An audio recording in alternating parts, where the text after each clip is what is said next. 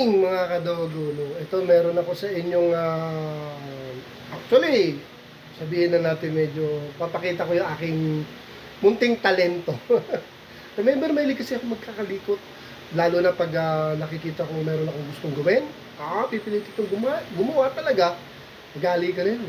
Tsaka pag nasimulan kong gumawa ng isang bagay, hanggat hindi ko natatapos, hindi ako talaga kumakain. I don't know, ganun talaga ako pag nagtrabaho. Hindi mo ako maistorbo. At least kung talagang kailangan lang na rin, nahihilo ako sa gutom, kakain ako. Pero hanggang hindi ko natatapos, pinipilit kong tapusin bago ako kumain or kung ano man ang dapat na gawin. Yun po ako talaga pag nagtrabaho. So ito, meron na naman akong ginawa. Ewan ko kung kalokohan. Tingnan nyo, ang ganda. Para sa akin, maganda. Si Mrs. nga, gandang-ganda. Kasi kung bibili raw ng ganito, mahal. So, tingnan natin. Ito, mapakita ko na sa inyo. Remember to, di ba? Gawa ko lang yan, remember? Di ba? Tinerno ko talaga dito. Yan, ako lang mga nag-design yan. Yan, tinerno ko lang yan dito. Okay? Tingnan nyo yung bago kong gawa. Ito naman ang aking bagong gawa. Ba? Nagmumodel pa si Kobe, ah. Ang ganda.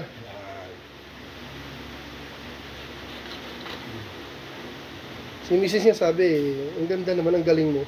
Actually, konkreto yan. Concrete. Kasi mahilig akong gumawa ng tuod. Si Mrs. mahilig maghalaman yan. So, ginagawa ko siya ng tuod na kahoy. Nasa dati ko naman istoryo, di ba? So, napapansin ko, kahit anong kahoy ang piliin ko, after 1 year nasisira, siyempre kahoy, kahit na-coat natin ng pintura yan, clear type, or kung ano man, epoxy primer, or whatsoever, kahit anong klaseng pintura, talaga nabubukbuk pa rin ng kahoy. Kaya sabi ko sa sarili ko, bakit hindi ako gumawa ng concrete? Para hindi na masira. Pero kailangan matibay at formang kahoy. So, ayan. Hindi ko pa siya napipinturahan. Sabi kasi ni Mrs. wag na. Kasi hindi na mahalata dahil marami namang halaman at maganda naman tignan. Tama. Kasi kung pipinturahan ko, baka mababoy at sumalo pa sa dahon. Kasi nauna kong ilagay yung dahon bago ko dapat pinturahan. Pero tama naman si Mrs. Wag na pinturahan, hindi naman kita. Balak namin dyan, yan ang magiging Christmas tree namin sa Pasko. Lalagyan namin ng ilaw. Diba? Ito pa si German Shepherd niya, napaka-good boy.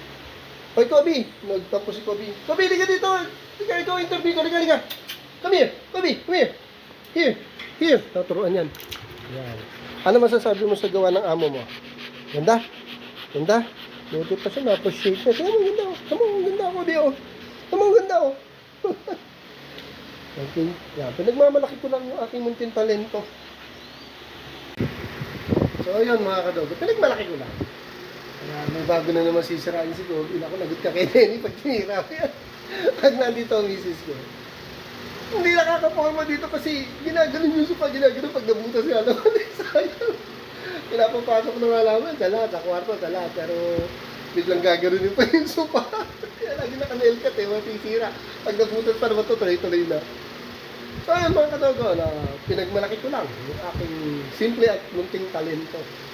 Kaysa bibili, mahal, libo pala yan, kaya gawa na lang ako. So baka sa susunod, mas malaki na ang gawin ko.